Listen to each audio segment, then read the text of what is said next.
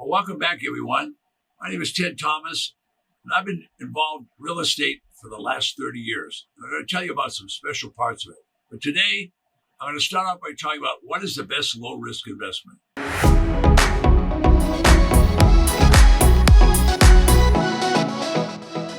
So welcome back. I'm glad you're here. If you want to open up some controversy, just ask two or more people in the same room, what is the best low-risk investment? And stand by, because you'll get some opinions, that's for sure. So this is really a hot potato, and everyone has multiple opinions about what is the best low-risk investment. Now, at different times of your life, a young person might have one idea. As they get older, they have another idea. So be ready for a lot of different opinions. For example, my friend Stan, he buys stocks. One of the stocks he likes is very controversial. The company sells Stan shares in a business that makes payday loans. Now, if you don't know what payday loans are, that's for a segment of the business where people are day workers, or they only work 2 or 3 days a week, and they always need money to do something like make a car payment, or they're going to make a house payment. In other words, they're in a crisis all the time. They go from one crisis to another, and they're always getting payday loans. What does that mean? That means every time they have a payday, they have to go pay off the loan. Sometimes it's just pay off the loan because the loan was used to do their car payment, but sometimes they just go out and have fun. All right, so it's a very controversial business, but it's hugely profitable. I mean, these loans that they're making are certainly not low-risk investments, I'll tell you that. They're high risk for anyone that's making one of those loans. But the stock company is doing very well because they're making a lot of money on it. And if you ask Stan, he would tell you, wow, I make a bundle on this stock, because he gets his share on each of the stock shares. So he's very happy at that. Now, the opposite of that, the complete opposite of that is going to be my grandfather. What does he want to do? He has a mutual fund that pays him 5% over the inflated amount. All right, so whatever the inflation is, he gets inflation plus 5% in his mutual fund. Well, that's a complete opposite. He's not only got a safe, secure investment, at least he thinks he has, but he's got one that's covering his inflation. So there's the difference between the two. So what's the best low-risk investment? Well, it's going to depend upon you. My point is, I'm not a financial planner. I'm not a CPA. I'm not an attorney at law. So I haven't tried everything, but I can tell you, you're going to need more money in the future because the inflation is rampant right now, 5 or 6%. And you're starting to see shelves in the grocery store empty. Well, that means we've got high inflation.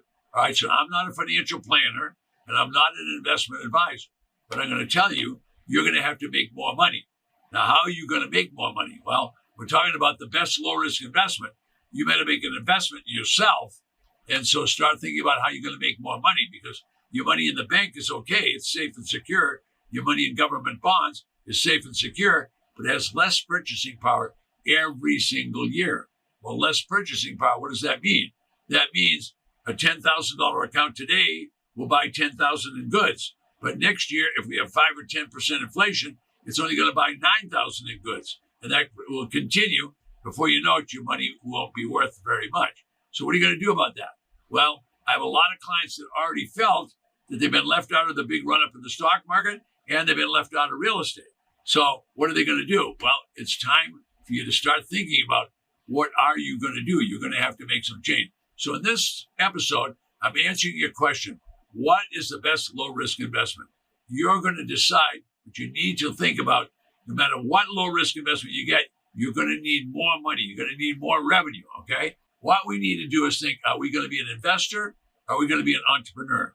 All right, let's combine those two, and let's be an investor entrepreneur. Entrepreneurs are willing to take a little bit of risk in order to grow their money a lot. So that's what we have to think about. Consider the reward that you're going to get.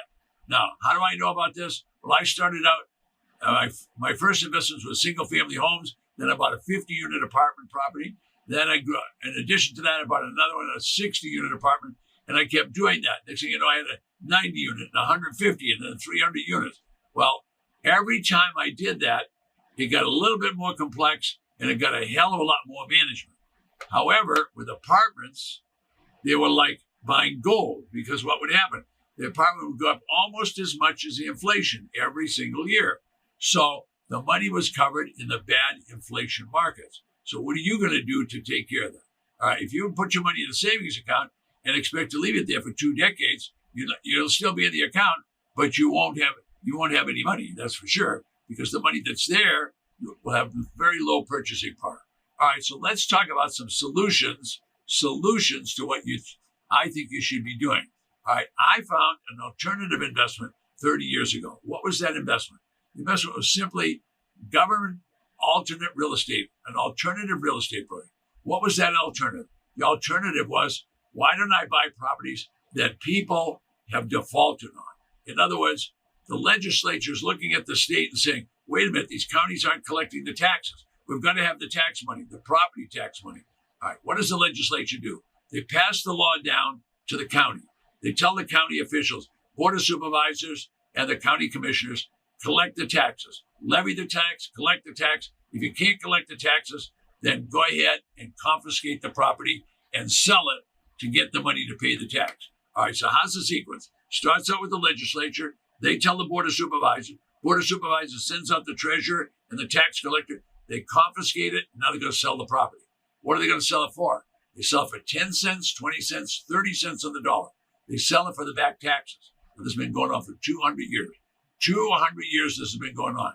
All right. So what if I could buy for 10 or 20 cents on the dollar? I can sell it for whatever the market is. So there was a margin. So that's the business I get in. I've been in that business for over 30 years. I've taught hundreds of people what to do.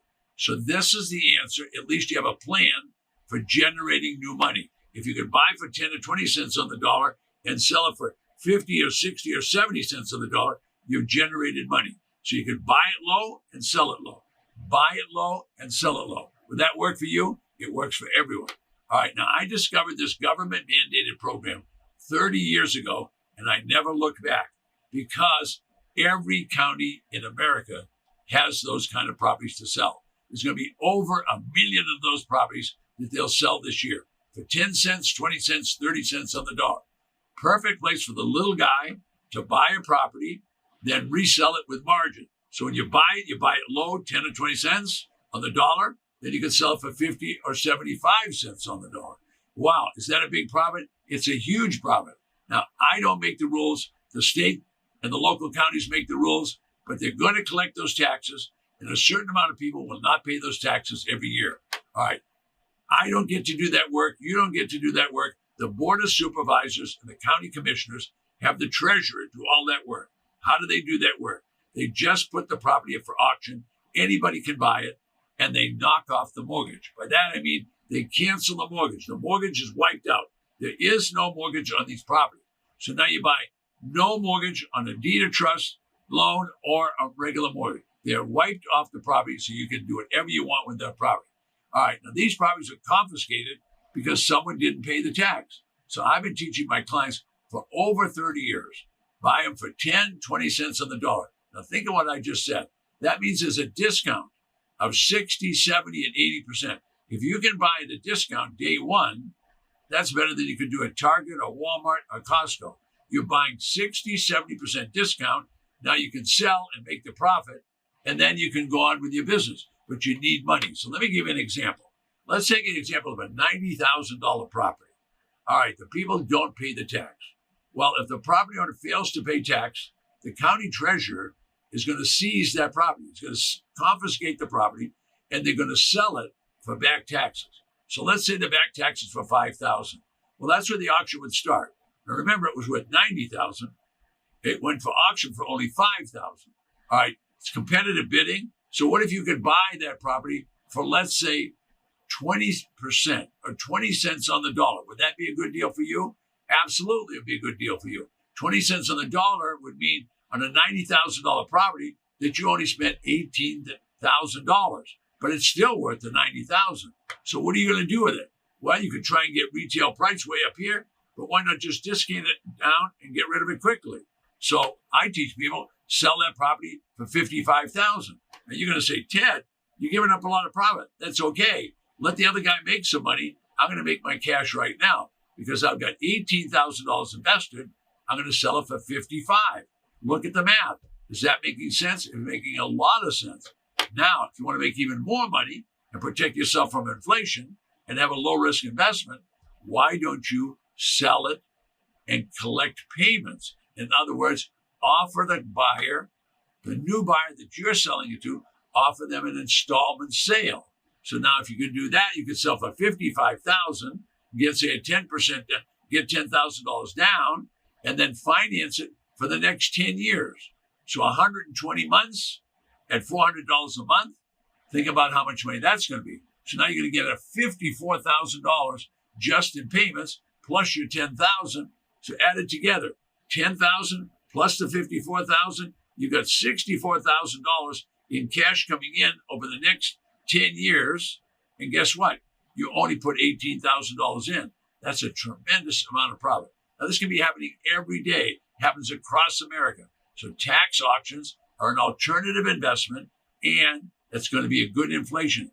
Is that the best low-risk investment available? No, the safest one is probably government securities or your CDs. But what's going to protect you from inflation? All right, now I'm going to finish up in a minute. Below me, there'll be a free gift.